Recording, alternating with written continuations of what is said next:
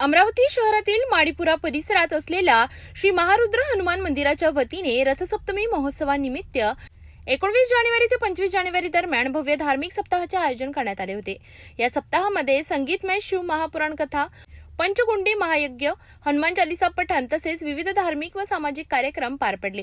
शिव महापुराण कथेचे प्रवचन व्यासपीठावरून पंडित शिवगुरु शर्मा उन्हेल यांनी आपल्या मधुर व ओघवत्या वाणीने सादर केले। त्यांच्या प्रवचनाने भाविक मंत्रमुग्ध झाले। या धार्मिक सप्ताहात गजानन महाराजांच्या विजय ग्रंथाचे पारायण तसेच सुंदरकांड श्री रामार्पण परिवाराच्या वतीने करण्यात आले।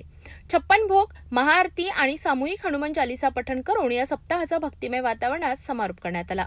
तसेच 26 जानेवारी रोजी गोपाल कला कीर्तनाचे आयोजन करण्यात आले होते। हे कीर्तन हरिभक्त पारायण गुरुवर्य ज्ञानेश्वर महाराज इंगळे श्री दास ज्ञानेश्वर अध्यात्म ज्ञानपीठ तीर्थक्षेत्र सोनारखेड अमरावती यांच्या मुखातून संपन्न झाले।